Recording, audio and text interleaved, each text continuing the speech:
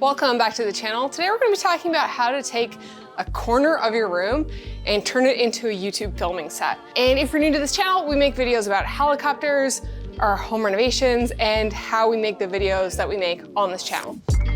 So if you're just starting out, you have your living room or your bedroom, you have a nice big window, but you don't quite have the budget yet to purchase lights, then window light can be a really great free resource that looks really good on camera that you can use to shoot your videos. I don't have a window down here because we are in our studio. We also don't have a corner. So we're gonna make a corner using our WOW, our wall on wheels that we built. Link up here if you wanna check out the plans for that.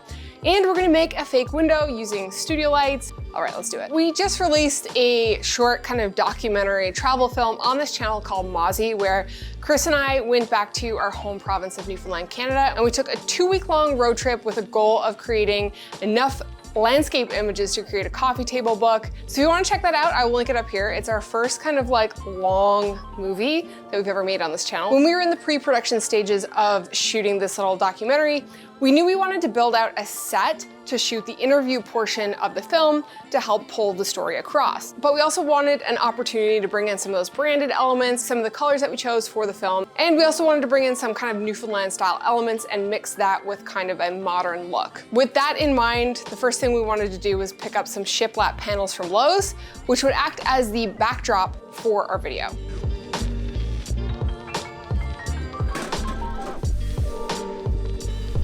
I'm up to Target now. I'm gonna look for a couple of things to build out this set. I wanna put up some shears to look like curtains because I might do a second angle that kind of faces into a corner. And because I only have one backdrop, I need something to put there. So I'm basically gonna stage a corner to look like a wall of windows. I also need some stuff to like stage with, like, you know, a lamp. I need a table.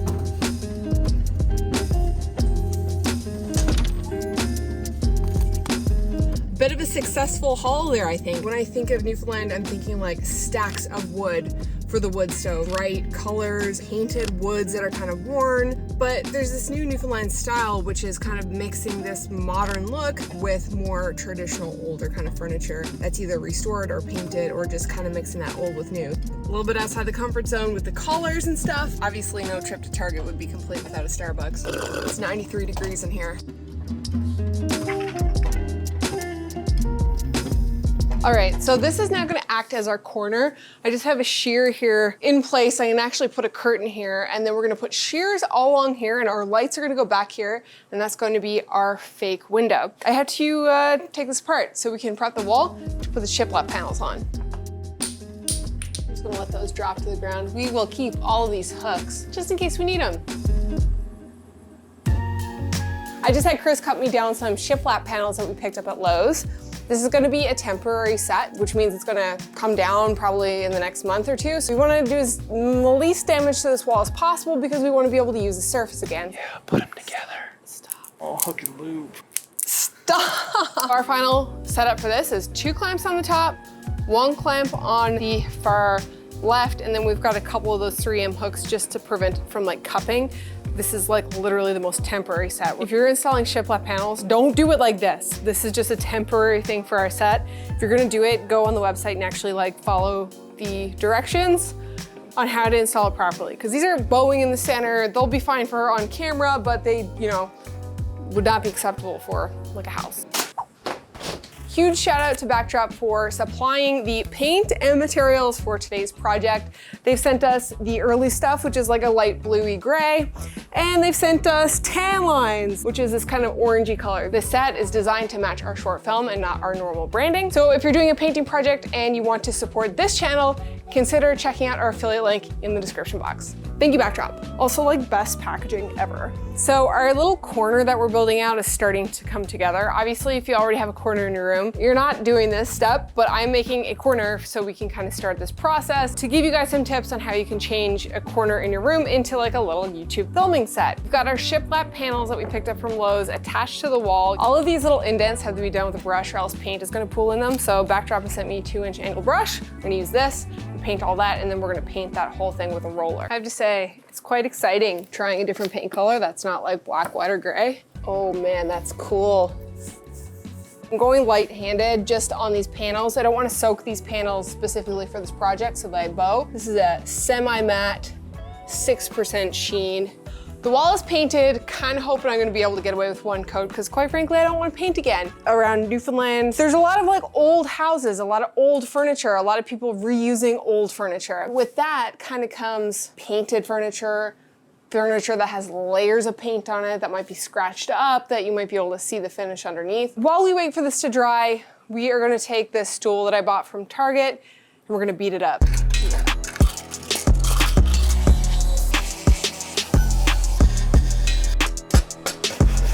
All right, we've got our bench shit hauled now. This is so far outside of like the style that we normally go for. I'm gonna go heavy hand with the primer, let it dry, and then I'm gonna go heavy hand with the orange paint. We're channeling our Newfoundland culture here with this one.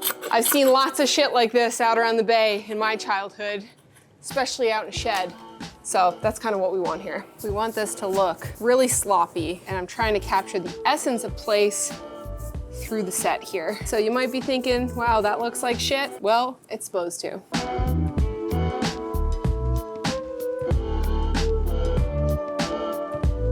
What I want is like a heavy hand. I want to see the brush strokes. If I was going to refinish this piece of furniture for real use, I'd spray it. But I want to see this like heavy, clumpy paint. So we're talking about taking like a corner of your room or your living room, bedroom, whatever, and turning that into like a YouTube filming set. We've obviously didn't have a corner down here and we didn't have a window, so we built that out ourselves using our WOW, our wall on wheels, which we clamped shiplap panels to, painted it, and then we put up a backdrop stand here on the left to basically create that wall to make that corner. And we obviously don't have a wall, so I put up a linen curtain here, and then we put up those shears that we got from Target.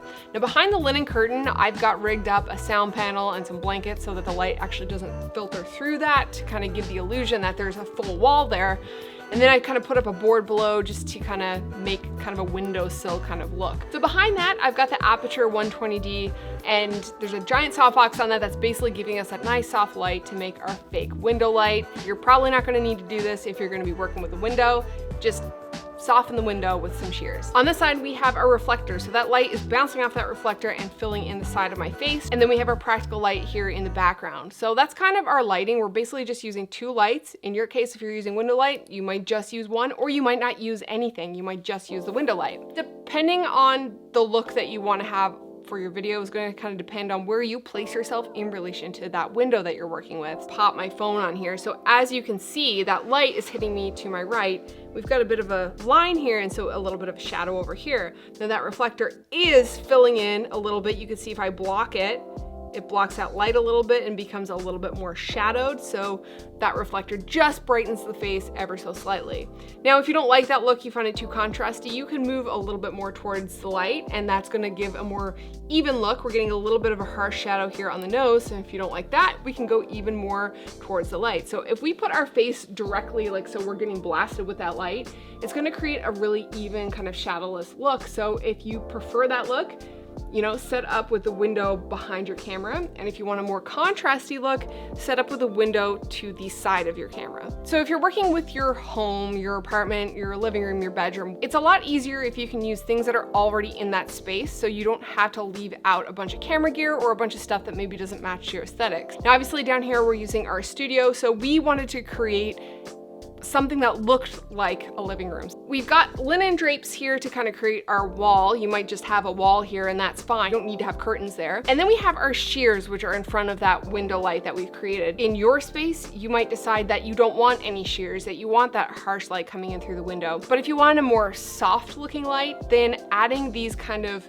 sheer curtains will diffuse that light a little bit and make it more flattering. So when building out the set, the first thing I did was make a mood board to figure out exactly what colors I wanted in the set and what style I was going for. Now, we built the set out to go with our short film Mauzy, link up here if you haven't checked it out. So we were pulling on kind of Newfoundland colors, you know, oranges, grays, greens, blues. These were the colors that we decided to go with. And those colors actually show up in our outfits as well, both in the film, in the narration section, and in the actual film themselves. So we packed items according to that mood board to make sure that those colors were getting pulled throughout the video. We knew we wanted to have color in the space. We knew we wanted this to feel more like a living room. So the next thing we did was get those wall panels on the wall, get them painted, and then we set up our camera angle so that we could stage through the shot. We shot our film in CinemaScope, so it was really kind of long and skinny, which is a tough aspect ratio to design for. We had to get our camera back far and zoom in to make sure that we weren't showing the edges of our wall on wheels. So in the film, you can see that that shot isn't as wide as this one. I wanted to give you guys an idea of the entire set here. When I was at Target, I found this. This is actually a rug for the floor, and it's perfect because it had all of the colors for the branding in it. It has the blue, the green, the orange, and like the kind of creamy white color. Obviously I put a rug on the floor, but you can't see the floor in the main narration. So when I bought it, I was thinking, let's hang it on the wall like a tapestry, and ended up just throwing it over the back of the chair and using it like this, which kind of brings in those colors and adds some textures. So consider looking at things that you have in a little bit of a different way. You know, a rug doesn't have to be a rug on the floor, it could be a rug on the back of your chair, or it could be an art piece. You could take an art piece and instead of hanging it on the wall, you can lay it on the floor and lean it up against the wall just to kind of add some depth. So once we had our chair set up, then we started building out the rest. We went with the shiplap panels so that we didn't just have a blank wall. Of course, if you're in an apartment or using your living room, and if you're renting, you're probably not gonna be able to do something like that, but maybe you could use a paper backdrop that's a color.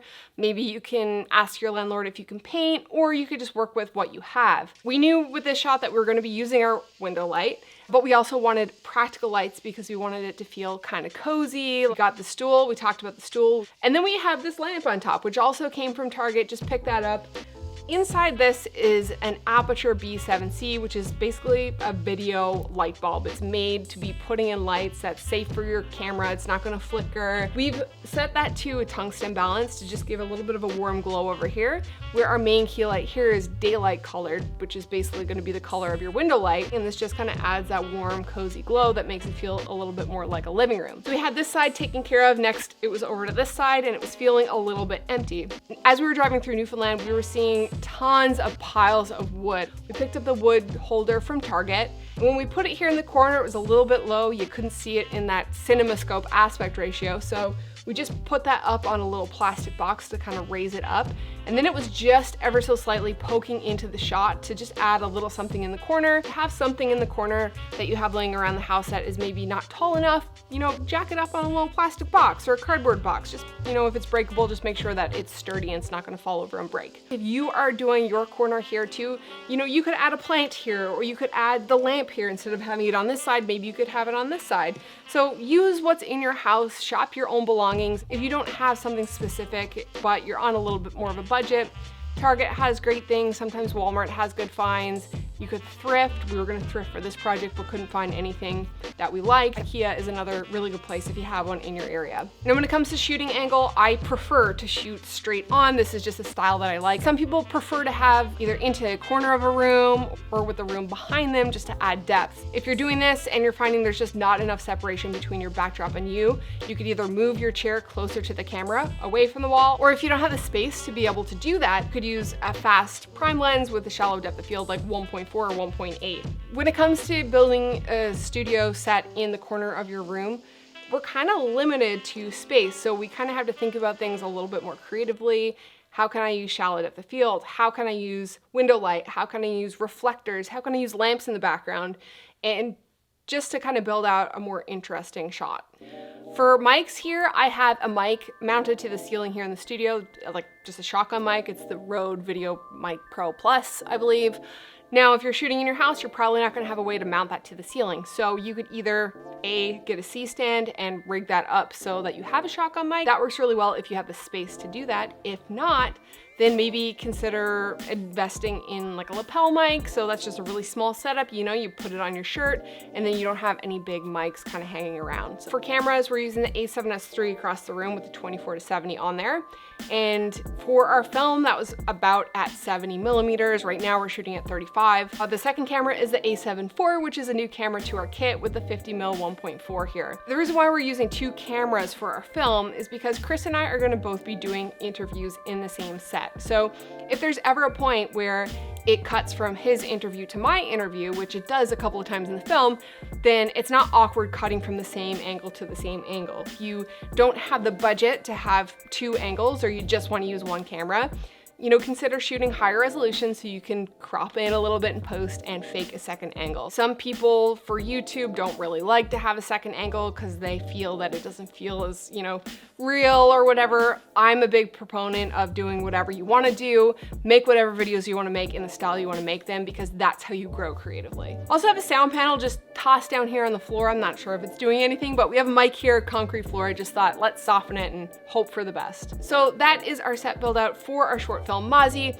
and hopefully this gave you a couple of tips and tricks to bring home in your own apartment or bedroom or room corner that you're making into your filming set. Let me know in the comments if you want to see more videos like this, and I've gone ahead and actually compiled a bunch of videos that we've already made of other set build outs and kind of studio makeovers where we discuss lighting and angles and shots. So that's linked up here if you want to check it out. Thank you so much for watching, and we'll catch you on the next one. You won't believe this. I just recorded this entire video, no audio, and you want to know what the most embarrassing part of it was? I actually don't want to say. I have my mic plugged into the headphone jack. I've never done that before. I'm not used to shooting videos on the A7 IV. I fucked up.